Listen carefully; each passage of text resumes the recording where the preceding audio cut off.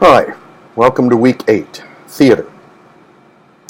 Theater, basically, in all its forms, is a mimesis, or the imitation of an action. It's not real. It's not meant to be real. If it was real, we'd see some pretty awful things. Considering what happens at the end of Hamlet, if that was not a mimesis, there'd be a lot of corpses at the end of every stage production. However, the mimesis is there to create a certain reality. And that reality, via our willing suspension of disbelief, creates in us the important feelings, the catharsis, as if it were real. And the better that mimesis, the better our suspension of disbelief. So it all circles together. Studies have shown, too, that the mind does not really know the difference in terms of the signals it fires to itself between a well-realized imagination and reality. So a well-realized mimesis on stage causes the same types of brain effects as if it were real, without the consequences, say, of death and blood, etc. Now, the art of theater is a collaborative art form, and one of the only ones that I know of that is so collaborative outside of film. It comprises in itself several different art forms which all play together to make an effective piece of living art. The chapter covers the bare, glossy surface of what is involved, and that is, for a living arts class, appropriate. The authors focus on the historical precedents and important milestones to give us a brief overview. Just be aware, we could study a whole course devoted to each single aspect of theater. Its history, and you could break that down into separate epochs of history, its lighting, its costumes, its directing, its acting, its set design, and so on. All of these things, when done well, under the guidance of a good producer and good director, can come together to form a collaborative piece of singular artwork. Now, the authors do a fine job at the overview, but there are a few things that they get wrong. Mind you, I have a master's degree in theater. I've taught it for many, many years.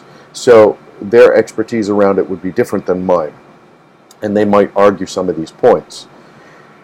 The first one I want to talk about is Aristotle wrote his Poetics, which is now an almost sacrosanct treatise on the arts. In it, he describes a section on what makes an excellent tragedy.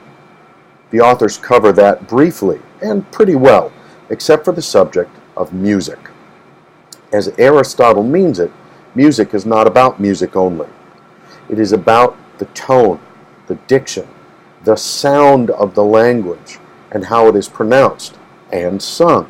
For example, saying something like, "I hate you," and "I hate you," both mean different things. That's part of music. Also, the choice of one word over another, and how each word sounds, especially in relation to the words around it. All of that is part of music in theater. The authors also mix up, or interchange it seems, the meaning of soliloquy, aside, and monologue. A soliloquy, as they say, is not a dialogue.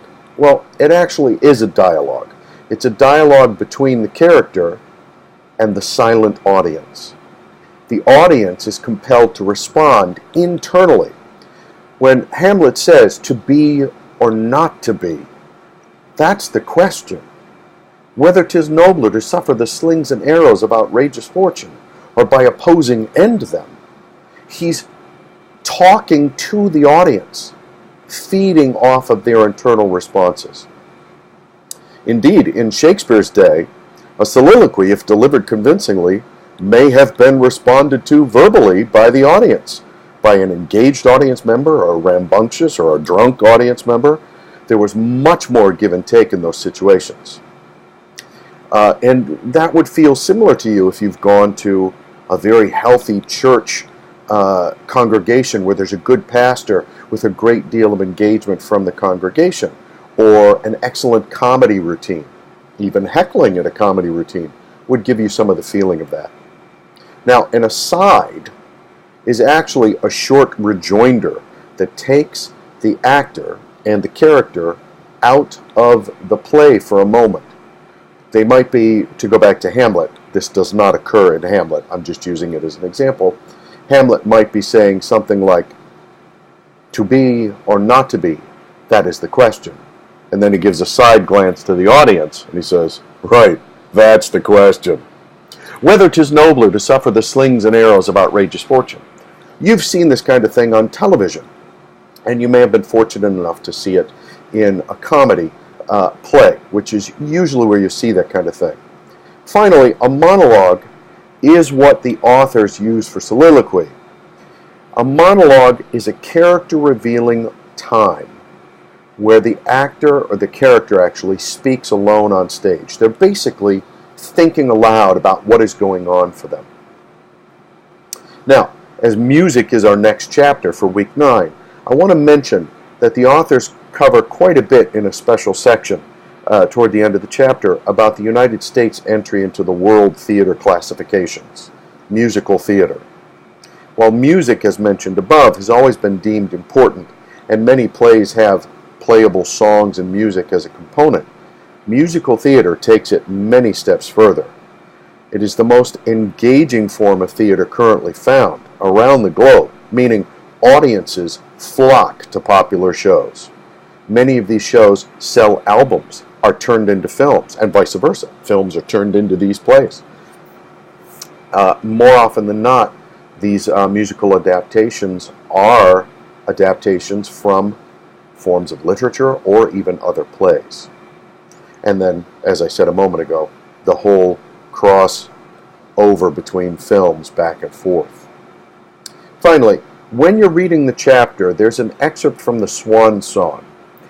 And what I'd like you to do is when you're reading that, read it aloud. Maybe get a classmate or a friend to read the other part and see what it feels like, as well as the challenges of what it's like to read aloud, and see if it sounds or feels any different than just looking at it on the page. Do your pages exercises. They will help give you the links to the discussion information. In the pages are the links to watching Much Ado About Nothing, as well as the script. Make sure to read the script first, then watch the play. Now, for this week, you have 2 options. Okay, you can do Much Ado About Nothing, read it, then watch it online.